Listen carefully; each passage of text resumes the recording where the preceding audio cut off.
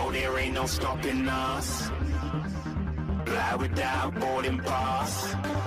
Couldn't catch me, I be moving fast. Call me a shooting star. Let 'em know who you are. Flying up in a bar. Wish on a star. Time to show 'em who's in charge. Call me a shooting star.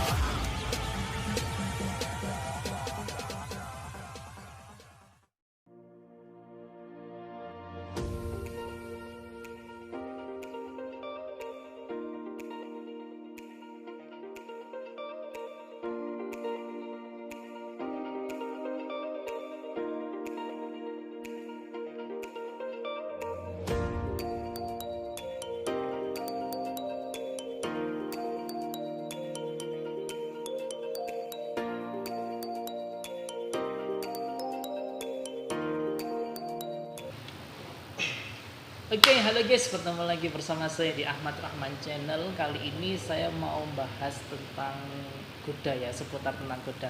Karena ada yang punya peternakan kuda. Kali ini saya kedatangan tamu spesial namanya Mas Jimmy. Dari mana Mas? Coba Ahmad dari Malang. Ini kemarin itu sebenarnya kita ketemunya di mana ya Mas ya? Ketemu pertama kali. Pertama kali kita kenal lewat Facebook. Facebook, nah, ya beneran. Ini kan pada saat itu saya lihat itu kayaknya banyak ini ya, apa namanya, banyak kayak story-story tentang kuda. Kemudian kayaknya tempatnya di Malang gitu, karena saya kan sebenarnya nggak tahu nih ya, emang di Malang ini ada ya peternakan kuda atau gimana gitu kan, karena selama ini saya nggak tahu peternakan kuda di Malang itu yang seperti apa gitu. Ternyata peternakan kuda itu di Malang ada juga. Kalau Mas Jim ini sebenarnya asli mana sih Mas? Saya asli NTT, Kabupaten Sumba Timur. Oh, di rumah emang ternak kuda atau gimana? Di rumah punya peternak kuda juga, sama peternak sapi, sama kerbau, ada Mas. Sama kambing juga. Oh banyak ya, emang di rumah ternak-ternak gitu ya emang ya? Iya. Tapi lebih banyaknya ternak kuda Mas. Oke. Kalau di Malang ini di peternakan kudanya itu milik siapa ya Mas? Milik Pak Haji. Pak Haji itu maksudnya siapa tuh? Kenalannya dari mana?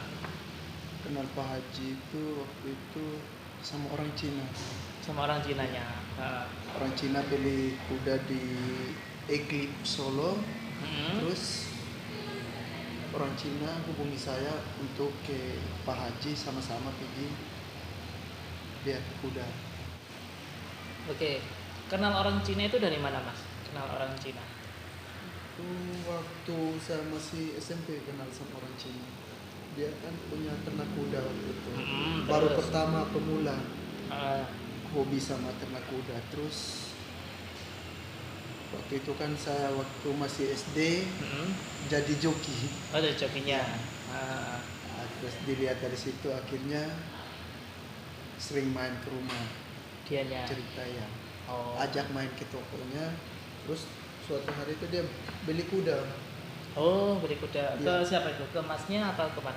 Beli kuda sama kawan orang Cina. Sebelumnya dia punya ternak kuda sendiri juga. Oh. Beli kuda paco, terus saya waktu itu kan udah jadi pelatih. Dilatih kudanya. Lama-lama kelamaan orang Cina itu beli ternak kuda, simpan di rumah. Oh. Sampai sekarang. Beli kuda tapi disimpannya di rumahnya Mas Iya. gitu ya. Ada berapa ekor tuh Mas? Orang Cina punya itu ada 30. Jadi yang ngurusin kudanya 30 kuda itu siapa?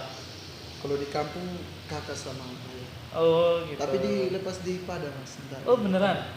Jadi dibiarkan liar gitu ya? Iya. Berarti nggak cari rumput? Enggak. Paling yang disimpan di kandang itu paling cuma 2 atau 3. Itu yang siap untuk dilatih untuk masuk lomba. Oh gitu ya. Jadi 30 itu dibiarkan bebas di Padang. padang. Emang padangnya itu ada ininya nggak sih? Ada pagarnya nggak sih? Atau nggak ada? Enggak. Nah, terus kalau hilang? Kadang di sana sih gimana ya Mas? Ada juga pencurian, tapi di kampung saya sih ya jarang. Enggak, maksudnya kalau kudanya kan liar nih ke sana ke sini gitu. Kalau misalnya dia tiba-tiba lari kemana gitu. Kalau pada saat musim bulan itu akhir Oktober kan udah muat di sana di Padang. Di Padang kan ada pagar umum Oh, pagar umum. yang supaya jangan mereka keluar kembali lagi. Udah habis panen bulan Mei itu dikeluarkan pesawat itu baru rajin muat di kandang. Tiap sore. Jadi benar-benar kita nggak ngurusin ya, Enggak. yang diurusin cuma satu atau dua Kalau kuda doang. udah beranak itu tinggalkan kita pilih kan mas, yang mana yang untuk kita mau urus untuk latih, Nah, kita kandangkan. Nah, itu kalau misalnya campur dengan orang lain gimana? Punyanya orang lain, tahu nggak? itu jarang kan punya pejantan masing-masing mas. Nah, Kalau pejantannya kan ya otomatis betinanya kan dia tidak mungkin lepas ini berpencar, dia tetap kumpul. jadi 130 itu satu pejantan, beneran? Iya. Jadi 30 kuda, 30 ekor ini gitu. 30 ekor kuda, Ya. pejantannya satu. Iya. Oh, Soalnya kemarin baru beli pejantan satu lagi. oh gitu. Itu. Itu memang jadi pejantannya tuh ngawinin 30 beneran. Iya. Tak kirain Enggak satu kali satu-satu. kawin mas. Oh gitu. Kalau kawinnya kan sistem apa ya? Memang sistem alami, cuman nggak bersamaan gitu. Itu dibantu nggak sih? Kalau saya tahu itu kayaknya kuda itu ketika kawin itu dibantu sama manusia itu enggak? Ada yang dibantu, ada yang tidak juga. Kalau kuda macam yang di kampung kan mas, sudah terbiasa mereka kawin sendiri. Dia Oh alam. gitu ya. Kalau yang belum biasa kawin itu mesti dibantu. Oh Gitu. untuk masukan itu ya. Iya. Nah, saya kira ini tuh Kalau udah biasa itu ya langsung. jadi Saya kirain satu ekor betina, satu ekor pejantan. Enggak ya, ternyata.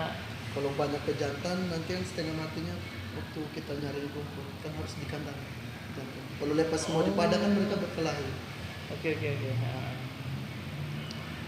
Kalau misalnya misalnya aku punya 30, Mas juga punya 30 juga. Iya. Itu dilepas jadi di satu padang gitu atau gimana? Iya. Terus Tapi cara pejantannya beda-beda.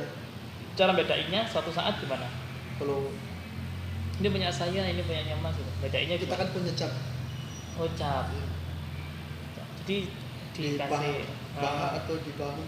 itu dicap. Ya. Kirain nggak ada pembedanya ya. Jadi kan kita sulit banget Harus untuk ada. harus ada ya. Iya. Takutnya kan nanti kan, oh ini punya saya, takutnya gitu. Tapi selama ini nggak ada pencurian ya Mas untuk di sana? Kadang ada juga. Ada juga. Ya. Kalau misalnya ketahuan atau Kalau ketahuan ya ditangkap, Oh. dibawa sampai ke kantor polisi itu sampai kirim ke apa ke lapas. oke. Rawan juga sih di daerah.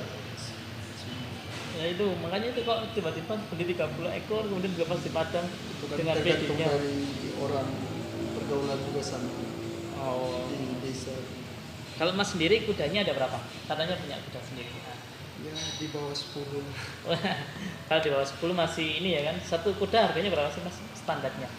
Kalau kuda pacu itu tergantung. Kalau sudah pernah ikut lomba, sudah pernah dapat juara, itu ada yang 20, ada yang 25, bahkan sampai yang 50 sampai 100 ada juga. Ada ya? Oh, 50 sampai 100 itu yang kuda pacu, yang Iya. kuda standar biasa harganya.